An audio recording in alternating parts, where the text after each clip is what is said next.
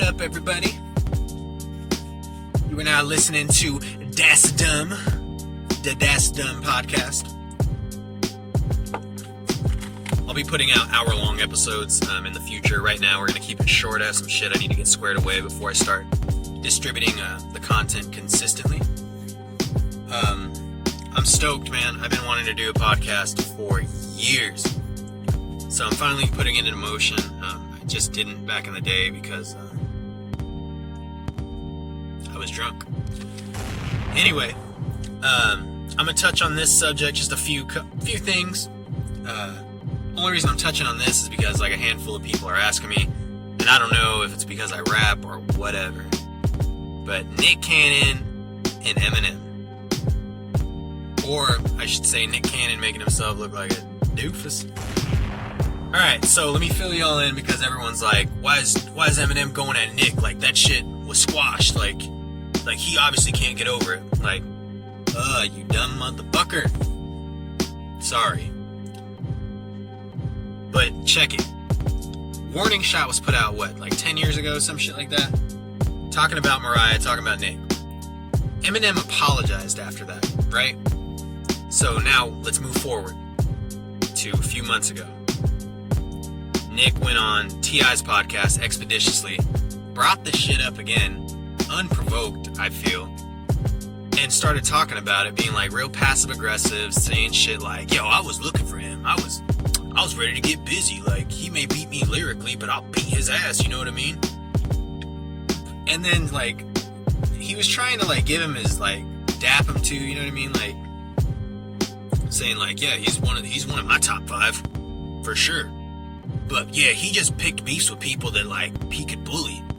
And it's like, T.I. even checked him and was like, what, you forget about Benzino?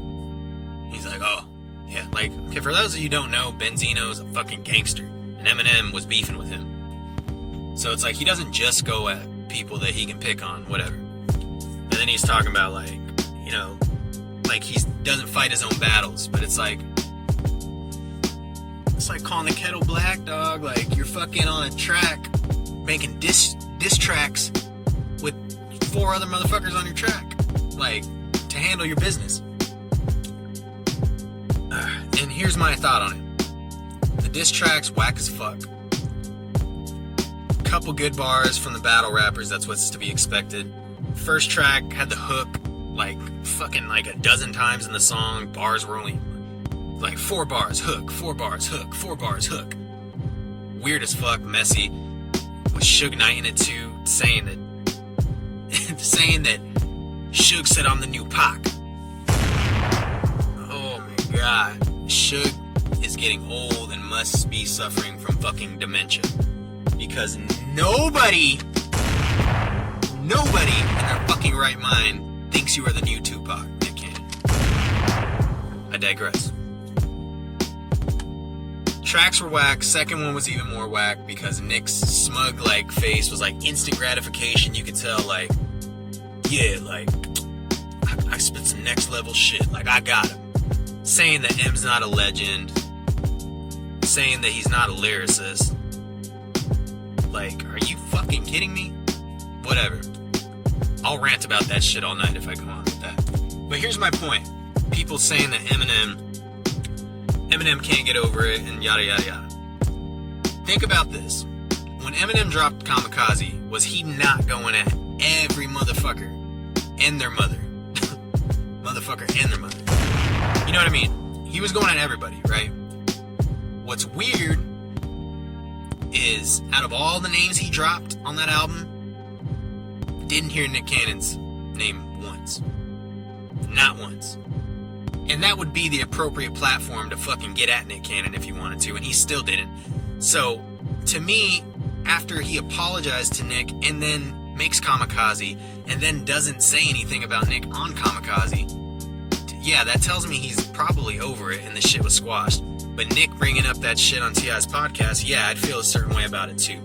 So, like, don't get it fucked up. Eminem is responding to Nick.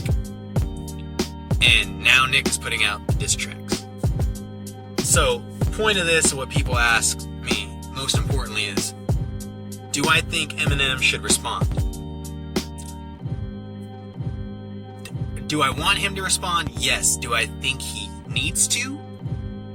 No, dude. I think he's way above that shit. The songs are corny as fuck, cringeworthy, and honestly, I think it'll piss Nick off if he just ignores him.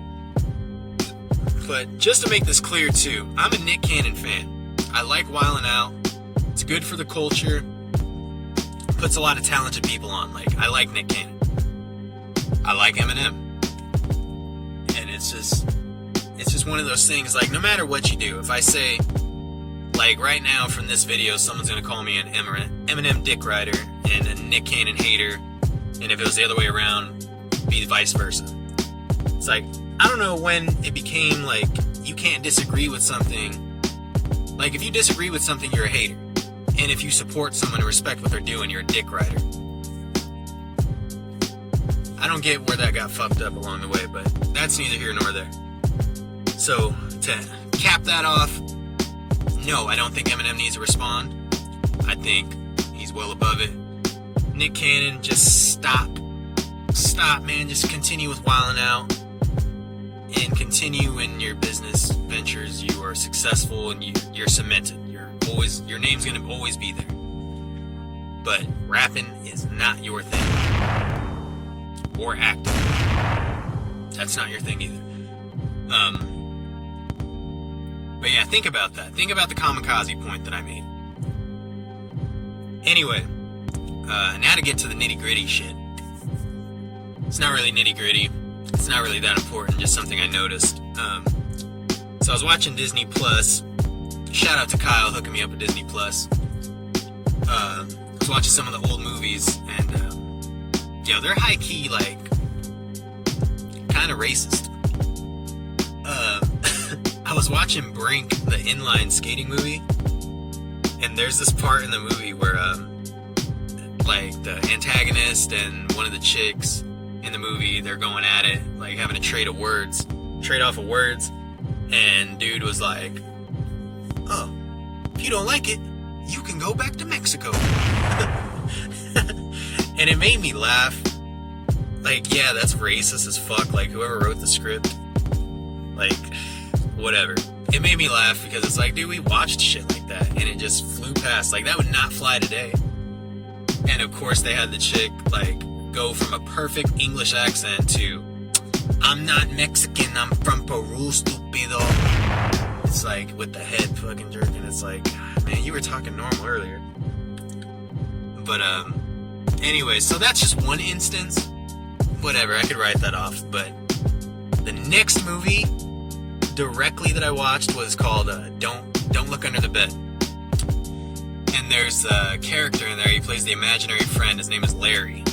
Larry happens to be a black dude. And there's this part where they're on the playground, and whoever wrote the script has fucking Larry say, like, oh, I have to get on the monkey bars. And have him acting like a chimpanzee. Excuse me, sorry, acid reflux, y'all. Anyway, he has him acting like that, straight doing the motions, fucking scratching his armpits and whatever.